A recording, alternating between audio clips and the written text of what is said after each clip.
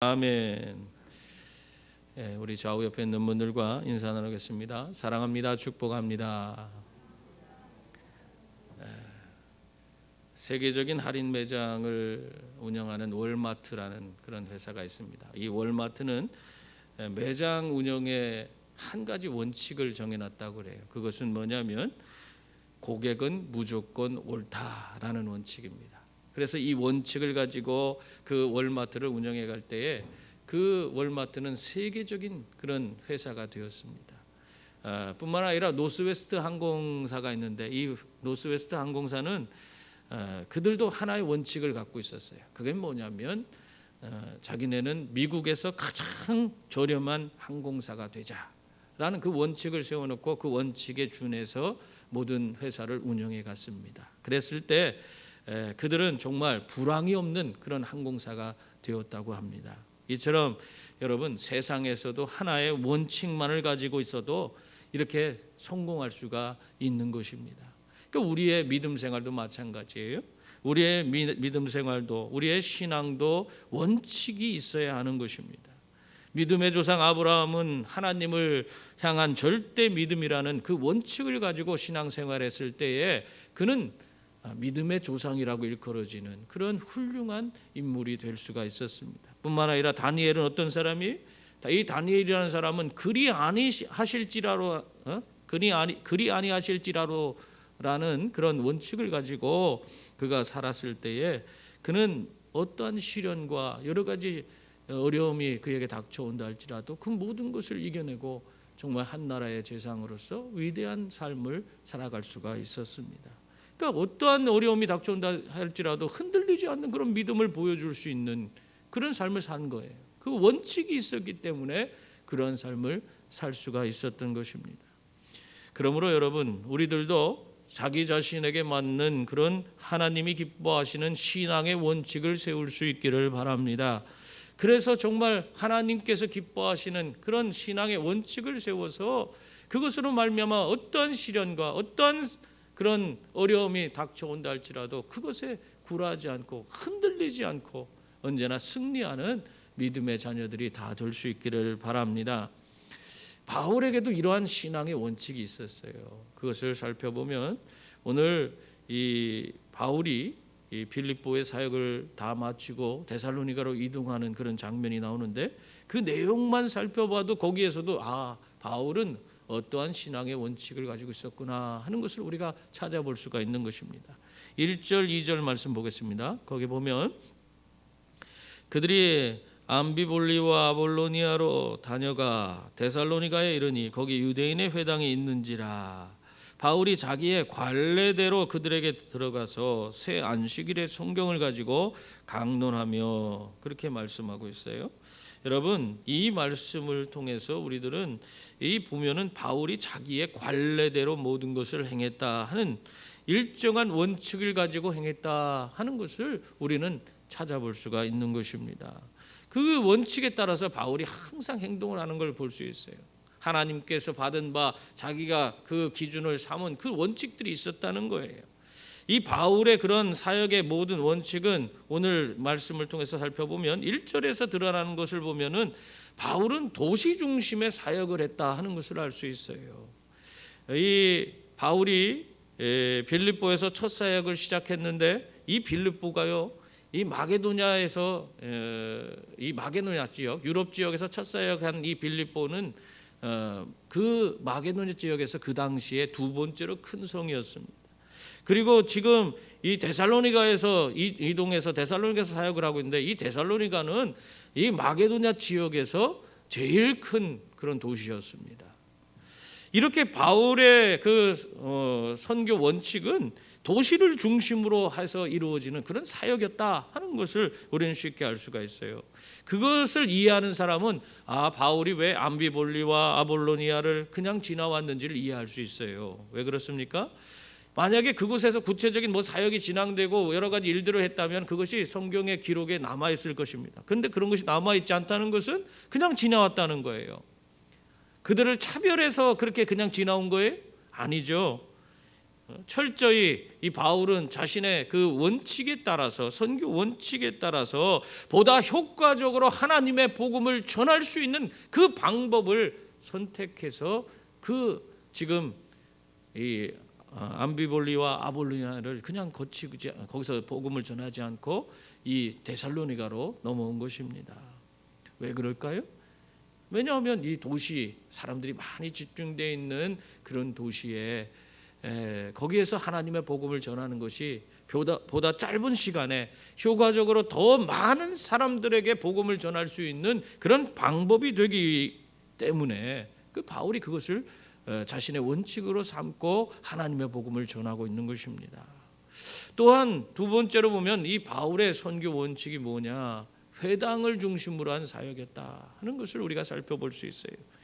예수님께서 말씀을 하셨습니다. 뭐라고 했냐면 예루살렘과 온 유대와 사마리아와 땅끝까지 이르러 내 증인이 되리라, 그렇게 말씀하셨어요. 그러니까 그것이 가까운 데로부터 점점 확장되어가는, 먼 곳으로 확장되어가는 그런 복음의 역사를 우리에게 보여주고 있는 그런 말씀입니다. 이 말씀대로 이 사도 바울은 자기가 항상 관례대로 이 선교 방식대로 먼저 유대인의 회당을 중심으로 해서 하나님의 복음을 전해서 점점 그것이 이방 세계로 퍼져갈 수 있는 그런 방법으로 하나님의 선교를 진행했다 하는 것을 알 수가 있어요. 우리가 1차 선교여행 그 내용을 살펴봐도 거기에서도 언제나 이 바울은 가는 곳곳마다 회당을 중심으로, 거기에서 먼저 회당에서 들어가서 거기서 하나님의 복음을 전하고 그 다음에 거기에 모인 그들을 통해서 이방인들을 전하고 점점 하나님의 복음을 확장시켜가는 그런 모습을 우리는 찾아볼 수가 있는 것입니다. 근데 그러한 방법이 한 군데서 깨진 곳이 있어요. 그것이 어디냐? 빌립보성입니다. 우리가 빌립보성을 이 마게도냐로 처음으로 건너와서 마게도냐의 첫 성이었던 빌립보에 들어갔을 때 그곳에는 유대인의 회당이 없었어요. 왜냐하면 유대인들이 회당을 이렇게 세울 수 있는 그것도 다 규례가 있습니다. 유대인이 회당을 세울 수 있는 그런 그 방법이 뭐냐? 유대인의 남성이 10명의 정회원이 구성이 되었을 때, 그때에 그들은 그 지역에서 유대인의 회당을 세울 수가 있어요. 그런데 이 빌립보에는 유대인의 남자의 수가 10명이 안 됐던 거예요. 그렇기 때문에 그들은 그곳에서 회당을 세울 수 없었습니다.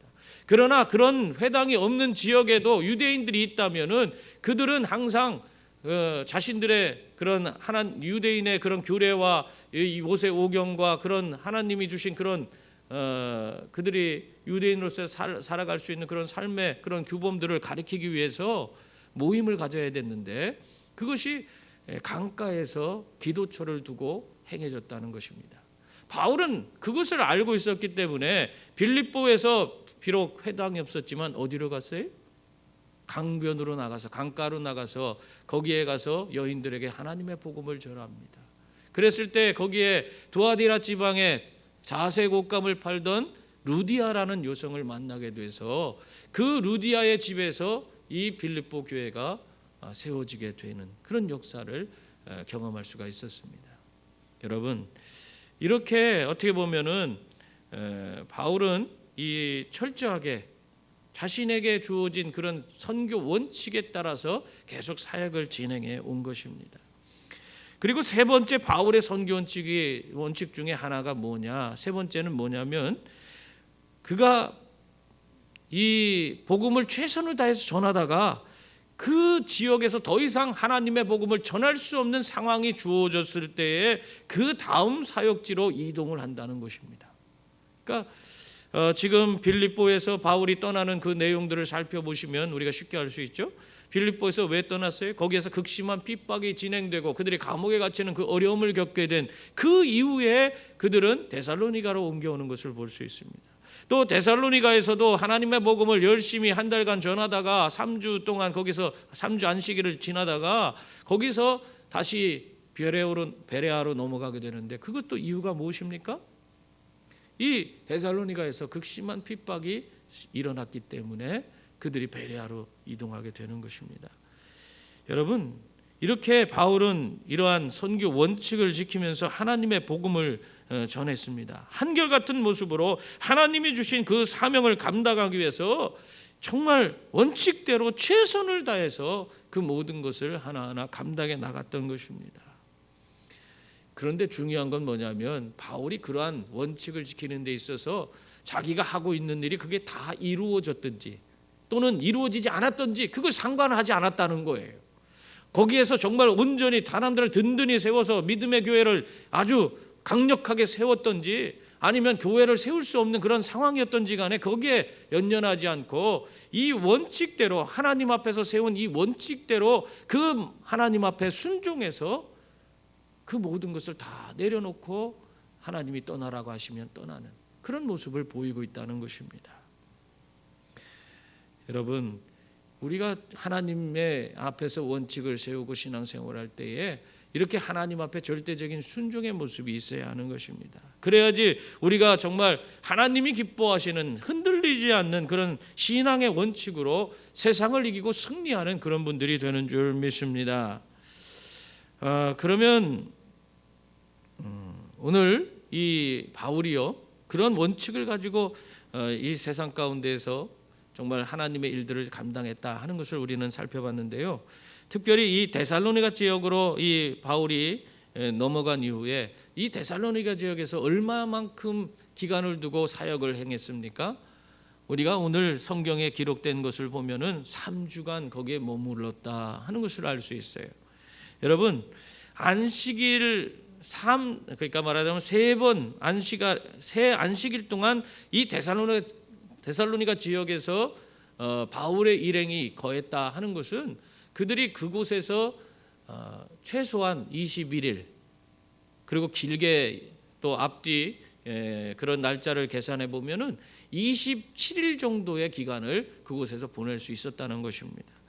여러분 어떻게 보면은 한 달이라는 거예요. 한 달도 못 되는 그런 기간이죠. 그런데 이 한 달도 못 되는 이 짧은 기간에 그곳에서 하나님의 말씀을 전하고 그들을 가르쳤는데 그럼에도 불구하고 이렇게 한 달도 못 되어서 세워진 이 교회가요 어떤 교회가 됐습니까? 여러분 데살로니가 전서 1장을 살펴보세요. 1장에 보면 이 데살로니가 교회에 대해서 바울이 엄청난 칭찬을 하고 있는 그 내용이 나오고 있습니다. 특히 1장 6절 7절을 보면 또 너희는 많은 환난 가운데서 성령의 기쁨으로 말씀을 받아 우리와 주를 본받는 자가 되었으니 그러므로 너희가 마게도냐와 아가야에 있는 모든 믿는 자의 본이 되었느니라. 그렇게 말씀하고 있어요. 바울이 엄청난 칭찬을 하고 있는 거예요. 마게도냐와 아가야에 있는 모든 믿는 자의 본이 되는 그런 교회가 되었다. 이 데살로니가 교회가 그런 교회가 되었다고 말씀하고 있어요. 이 교회에 지금 바울이 몇 주 머물렀다고요? 길어봤자 27일 3주 21일부터 27일 정도의 기간밖에 없었어요. 한 달도 못 되는 그런 기간이에요. 그런데도 불구하고 그 교회가 정말 그 안에서 믿음이 자라서 정말 이렇게 칭찬할 수밖에 없는 모든 믿는 자의 본이 되는 그런 교회가 될 수 있었다는 것입니다. 여러분 어떻게 이 데살로니가 교회가 이렇게 칭찬받는 교회가 될 수 있었을까요? 바울이 그곳에서 전한 복음이 다른 곳과 다른 특별한 그런 복음을 전했기 때문에 그랬을까요? 오늘 3절 말씀 살펴보세요. 바울이 무슨 특별한 것을 전했습니까? 아니에요. 그곳에서 보면은 3절에 보면은 뜻을 풀어 그리스도가 해를 받고 죽은 자 가운데서 다시 살아나야 할 것을 증언하고 이르되 내가 너희에게 전하는 이 예수가 곧 그리스도라. 그렇게 전했어요. 다른 것과 다른 내용이 아니에요. 예수 그리스도의 죽으심과 부활을 전하고 바로 이 예수가 너희들의 메시아다, 너희들을 구원할 구원자다 하는 사실을 그것을 전한 것이에요. 다른 곳과 다른 것이 없어요. 다 똑같은 내용을 전하고 있는 것입니다.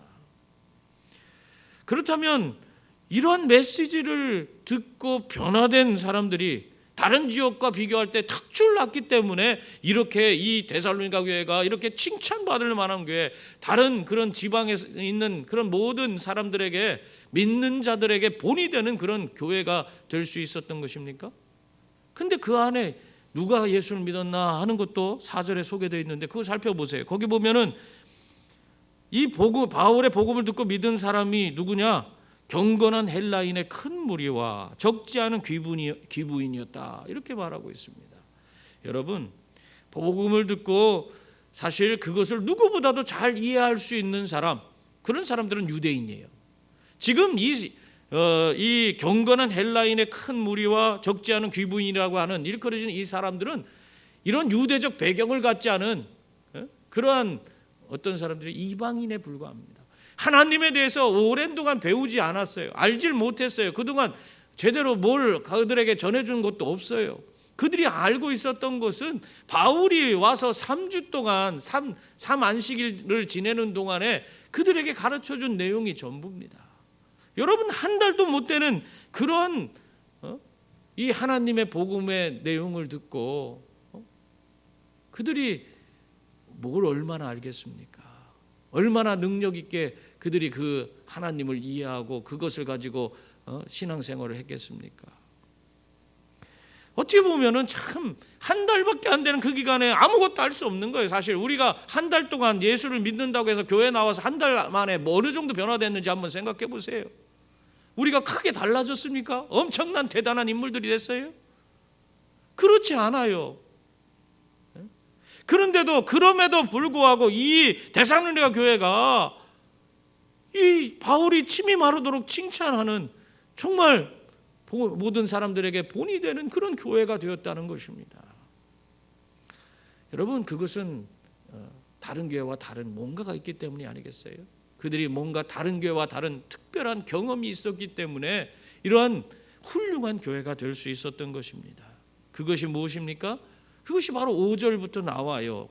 5절을 보면 그러나 유대인들은 시기하여 저자의 어떤 불량한 사람들을 데리고 때를 지어 성을 소동하게 하여 야손의 집에 진입하여 그들을 백성에 끌어내려고 찾았다 하는 그런 내용이 나옵니다. 다시 말하면 지금 이 바울이 하나님의 복음을 전하는 것, 그것 때문에 시기가 난 이 유대인들이 이 데살로니가 교회를 와서 회방 놓으려고, 그들을 박해하려고, 그래서 우선 그들의 그 모든 것을 원인이 되는 이 바울 일행을 잡아 족치려고 이렇게 폭력배까지 동원해서 그 교회를 찾아왔다는 거 아닙니까? 그들이 어떻게 했습니까? 온 성을 다 소동케 하고 그들을 거기 있는 사람들을 막 선동해서 지금 하나님의 복음을 듣고 예수 그리스도를 믿는 사람들을 지금 핍박을 가했다는 거예요. 그것을 오늘 말씀을 통해서 우리가 어렴풋이 보여주고 있는 것입니다. 아마 그때 당시에 이 야손이라는 이 사람의 집에서 데살로니가 교회가 아마 모임을 가졌던 것 같아요. 이것을 미리 한 그런 유대인들이 바울을 쳐내려고 하는 그런 계략을 세워서 그건 지금 이렇게 그 집으로 지금 쳐들어온 거 아닙니까? 여러분, 이게 바로 마귀가 하나님의 사람들을 공격하는 그런 모습을 우리에게 보여주고 있는 겁니다. 오늘 이 마귀가 항상 우리 믿음의 사람들을 공격할 때 어떻게 공격합니까? 아무것도 아닌 일을 가지고요, 모함하고 사람들을 선동하고 그 분위기에 휩쓸린 사람들을 막 모아서 그걸로 그 분위기에 휩쓸린 사람들을 통해서 해를 가하는 그런 일들을 막 조장하는 것을 볼 수 있습니다. 여러분, 지금 이 바울을 잡으려고 몰려온 사람들 보세요. 그냥 다 몰려온 게 아니에요. 이미 유대인들이 막 그 지역 사람들을 선동해서 그 사람들을 잡아 죽여야만 되는 그런 엉뚱한 그런 모함을 하고 그들을 선동해서 사람들을 모아갖고 지금 쳐들어오는 거예요. 거기다 폭력배까지 동원해서 쳐들어오는 거예요. 시끄럽게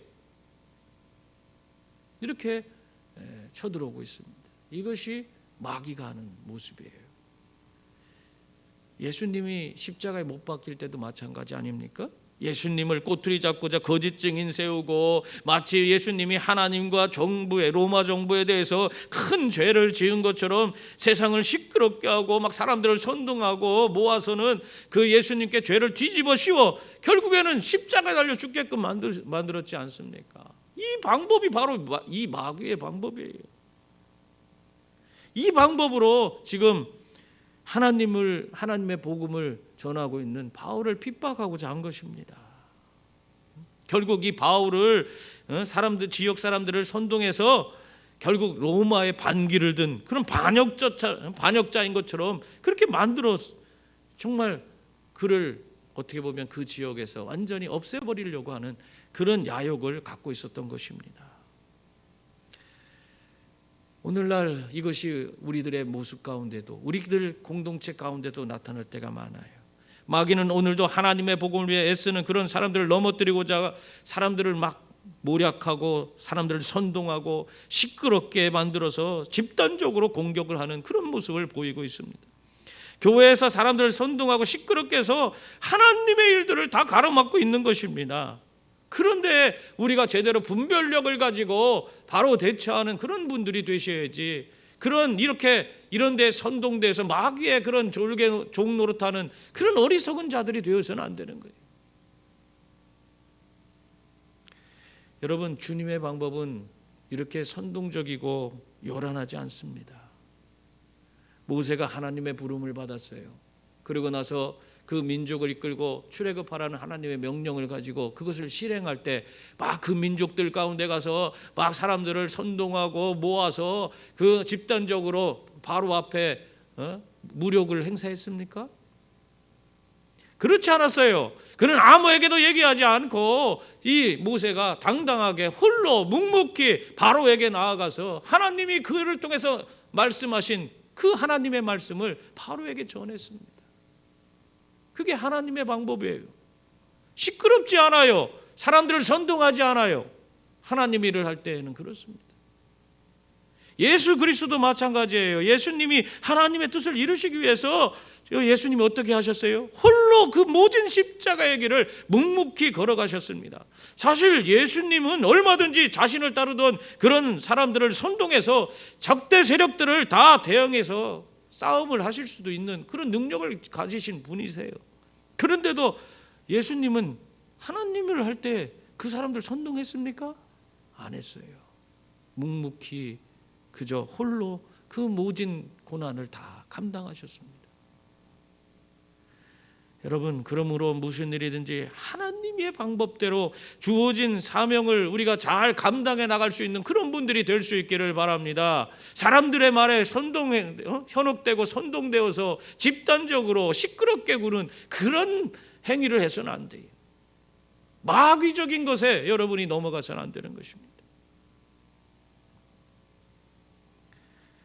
우리가 정말 하나님 앞에서 묵묵히 우리의 사명을 제대로 감당해 나아갈 때 하나님은 우리를 통해서 하나님밖에 할 수 없는 그런 위대한 일을 이루어 가실 줄 믿습니다.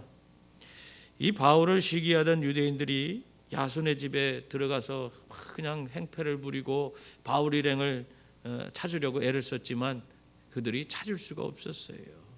그렇게 되자 어떤 일을 벌였습니까? 6절 7절 말씀 보세요. 거기 한번 같이 읽어보겠습니다.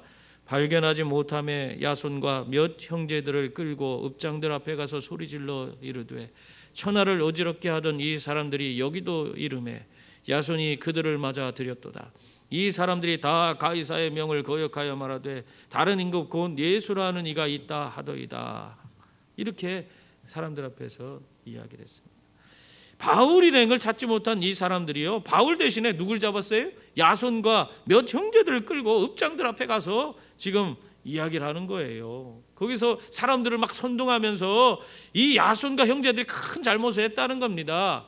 여러분, 바울과 그 바울 일행 같은 그런 천하를 어지럽게 하는 자들을 맞아들였다는 거예요. 이 천하를 어지럽게 하는 자들은 다른 말이 아니에요. 여러분, 이 천하라는 것은 우리가 세상을 의미하는 겁니다. 근데 이때 로마 시대의 천하라는 것은 로마가 통치하는 그런 모든 지역을 의미하는 거예요. 그래서 이 천하를 어지럽게 한다는 것은 뭐냐면 로마의 통치 질서를 어지럽게 하고 반역하는 그런 무리들이라는 그런 얘기를 하고 있는 거예요. 그러니까 이게 지금 이 지금 여기에서 이 바울 일행이 하는 것이 그들에게 하나님의 복음을 전하고 예수 그리스도가 그들의 구원자임을 전하는 그런 종교적인 일들을 행하고 있는데, 그거와는 전혀 상관없이 지금 이 사람들은 로마에게 반기를 든 반역 세력들이라는 거예요. 이 정치적인 그런 아주 정치적인 문제를 가진 사람들로 완전히 바꿔버린 것입니다. 사실 바울이 전한 복음을 듣고 시기가 난 이 유대인들이요, 자기들이 바울이 전하는 그 복음을 듣고 그것이 자신의 유대교 교리에 맞지 않아서 지금 이 사람들을 내가 잡아 죽이고자 한다. 그게 말이 돼요? 그게 로마의 법률상 그것이 그들에게 법으로 제재를 가할 수 있는 그런 충분 조건이 되지 못하는 거예요. 종교적인 지금 문제 아니에요. 자기들의 문제예요. 유대교 교리에 지금 바울이 전하는 그 하나님의 복음이 맞지 않는다 하는 거예요. 그것 때문에 지금 불만을 갖고 있는데, 이 사람들은 그걸로는 이 바울 일행을 해할 수가 없으니까 교묘히 속이는 거예요. 교묘히. 종교적인 문제를 이 정치적인 문제로 바꿔갖고는 이들이 지금 이 천하를 어지럽게 하는, 로마의 질서를 다 뒤집었고 반란을 일으키려고 하는 그런 세력이다. 그들에게는 다른 임금, 예수라는 임금이 있다 하더라 하면서 완전히 그냥 지금 정치적인 그런 문제로 삼아서 이 바울 일행을 없애려고 했던 것입니다. 참 이런 일에 같이 결부된 사람들이 누구냐? 바로 야손과 몇 형제들, 여기서 나오는 몇 명의 형제들입니다. 이 사람들은요, 예수를 믿은 지 한 달도 안 된 사람들이에요. 예수 믿은 지 한 달도 안 된 사람들이에요. 그런데 그들에게 정말 감당하기 어려운 엄청난 반란자라는 그런 누명이 씌워질 수 있는 그런 위기가 찾아온 것입니다. 만약 여러분, 우리들이 이러한 상황을 만난다면 우리들은 어떻게 할 것 같습니까? 믿음을 지키기 위해서 내가 최선을 다할 것 같습니까? 아니면 예수를 부인하고 목숨을 부지하기 위해서 믿음을 저버리는 그런 사람이 되었을 것 같습니까? 아마 우리들이 예수를 믿은 지 한 달밖에 안 된 그런 상황이라면, 이러한 어려움이 우리에게 찾아왔다면 아마 우리들은 우리를 잡고 우리를 해하려는 그 사람들 앞에 뭐라고 하겠어요? 아유, 예, 우리는 잘 모르고 그랬습니다. 우리가 잘 알지 못하고 그 사람들을 우리 집에 들였습니다. 이제는 다시 그 사람들 얘기하는 거 듣지도 않고 믿지도 않겠습니다. 예술은 예자도 우리 꺼내지 않겠습니다. 그러면서 적극적으로 그 자리를 피하려고 그렇게 하지 않았겠습니까? 그런데요, 오늘 야손과 그 몇 형제들의 모습에 그런 모습이 드러나지 않고 있어요. 성경에 그런 기록이 하나도 없어요. 결과적으로는 이들이 풀려난 게 어떻게 돼서 풀려난 겁니까? 보석금을 내가 풀려났어요. 보석금을 냈다는 것은 죄가 있다는 것을 인정한 거예요.